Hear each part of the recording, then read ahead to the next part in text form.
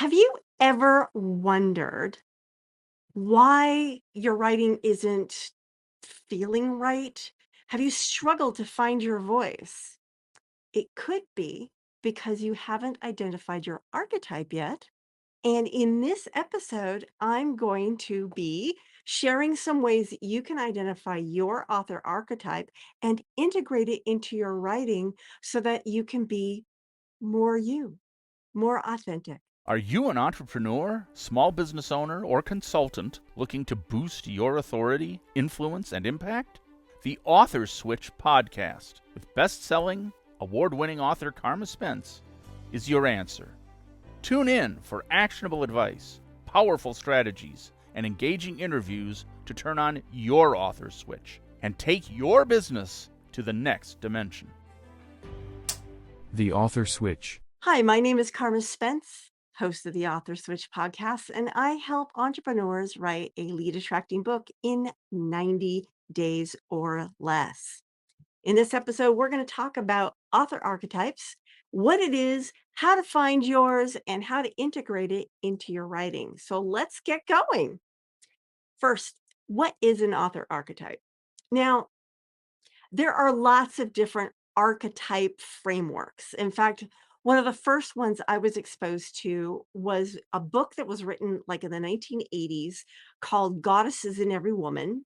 And eventually it did so well that she wrote the companion Gods in Every Man, which, by the way, being a feminist studies person, I don't think she really enjoyed writing that second book and it was not as good.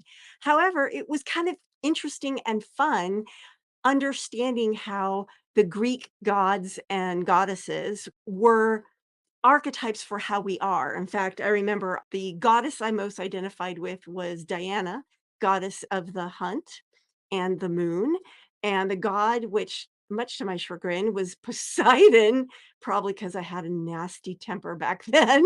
And I've worked on that. I'm not so bad anymore, but I used to get so, yeah, I was kind of a Poseidon, which I think I kinda got from my dad because my dad had kind of had a temper too. But there's more than that. There's all sorts of frameworks, and I will talk about those. But basically, an author archetype is it's the same thing as a personality type, basically. And it can identify what your strengths are and what your weaknesses are. And when you understand these things about your underlying psychology, you can do the things you need to do to mitigate your weaknesses and then do the things you need to do to really play on your strengths.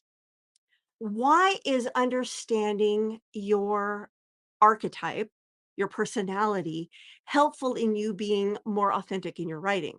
You'd think you'd just be able to just do it, and many people can.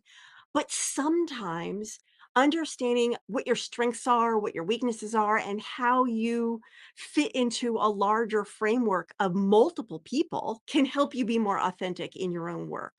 So, for example, understanding that I am an INFJ. That's from the Myers-Briggs personality types. I know that there are certain things that don't work for me. Like anything that's like super duper extroverted is going to wear me out. And so I don't tend to communicate in that style. Now, that said, because I'm so comfortable on the camera, a lot of people think that I'm extroverted, but I'm not. No, get me in a party and I'm like finding the nearest wall to hang out at unless I've got my partner with me. How do you identify your archetype? Well, you can use one of the many systems out there. There's the DISC system, DISC. I'm an SC, I believe.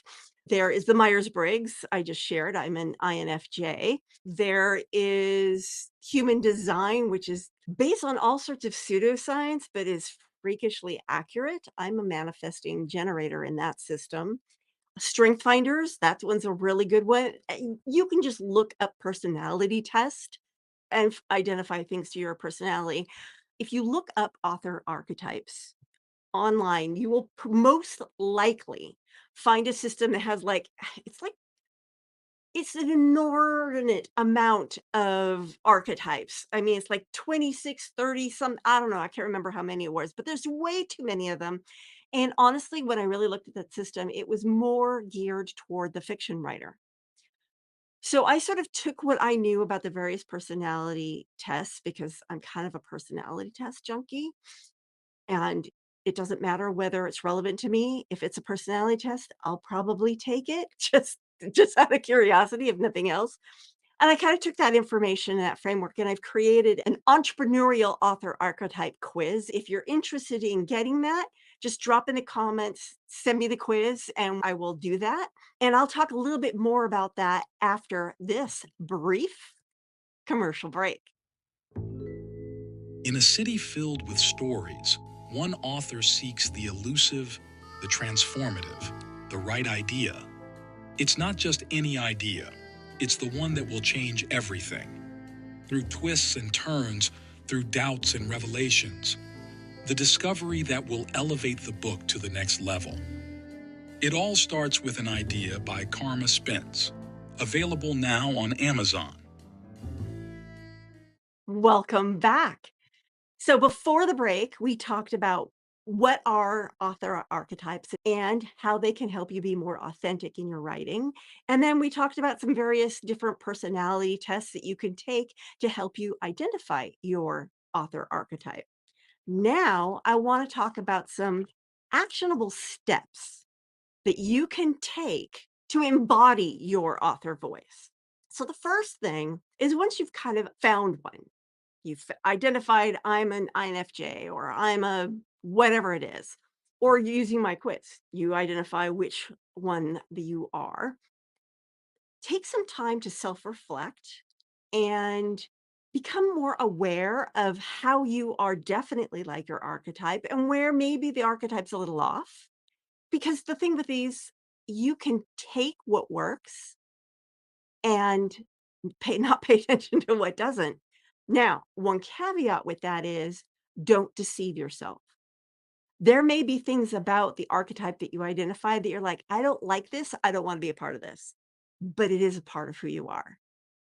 So take some time to journal and self reflect and really get to know yourself on a deeper level using one of these tools. Now, once you've identified what your strengths and your weaknesses are, start using your strengths. And the thing is, when I've taken a lot of these personality tests, I've discovered that there are strengths that I have that I took for granted. And so I didn't use them. I just thought, well, I can do it. Anybody can do that. Not so. Not so. We all have our unique gifts. And sometimes these personality tests can illuminate those gifts which we are not paying attention to. So once you identify them, start using them. Try them on for size. 3, create what I call an authentic author persona. And in fact, if you take multiple of these quizzes, in fact, I have a second quiz that you might be interested in called the authority style quiz. It helps you understand your authority building style. If you're interested in some of these other personality style quizzes that I have, go to authorneering.com. There's a quiz and self-assessment page where I have those listed, and those just take them, have fun with them, learn more about yourself. And then what you do is you pool all these things and you create a persona that is the best you. It has all these strengths. You've learned to mitigate these weaknesses.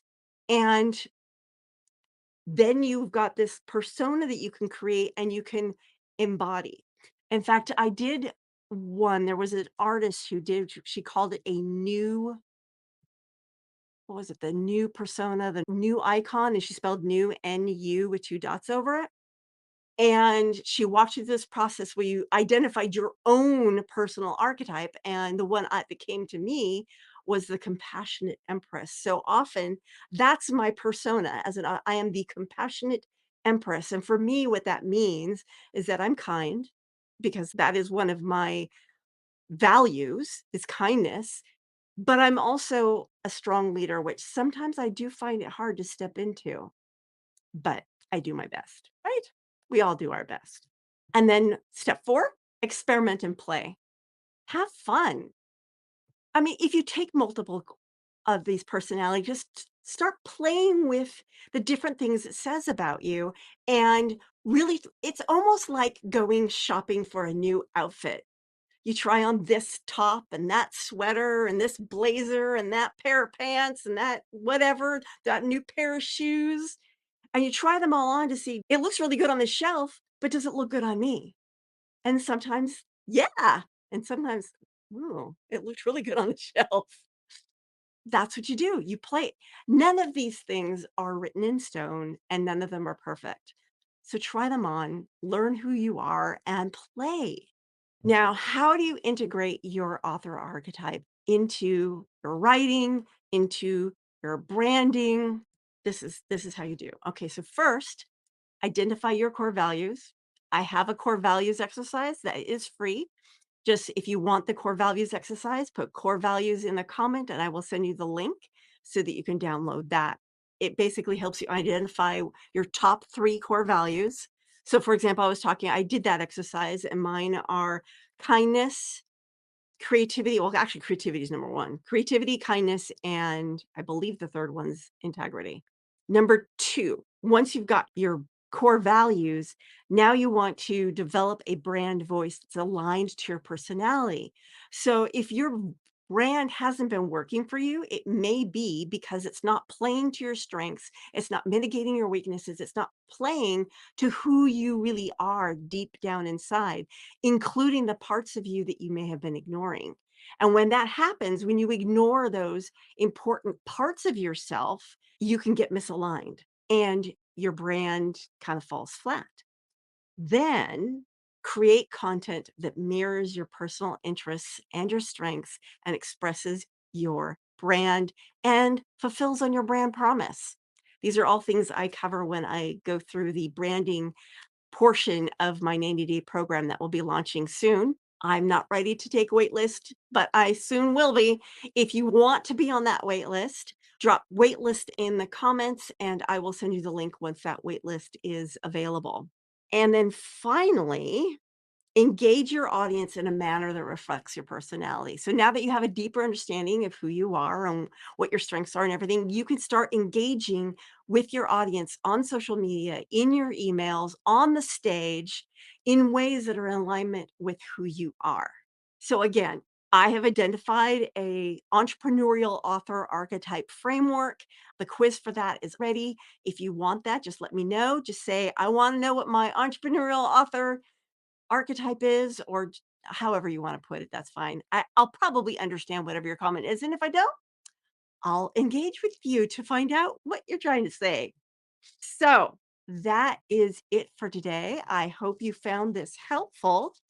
And if you've already taken some personality tests and found them interesting or helpful, I'd love to hear your story about that and drop in the comments anything you'd like to share about how your personality is being expressed in your work. This is Carma Spence, host of the Author Switch, saying ciao for now. If you've enjoyed this episode of the Author Switch podcast and would like to show your support, there are a few ways that you can do that. First, I encourage you to subscribe to the podcast so you never miss an episode. Additionally, leaving a rating and review would greatly help me reach more listeners and continue providing valuable content. To stay up to date with the Author Switch podcast and gain access to additional information on amplifying your authority, influence, and thought leadership through books, you can follow me on LinkedIn at Carma Spence. For those interested in catching up on previous episodes, including those no longer available on podcast platforms, you can find them all at authorswitch.com/episodes, where you can choose to watch or listen to them at your convenience. Thank you so much for your support and for being a part of the Author Switch community.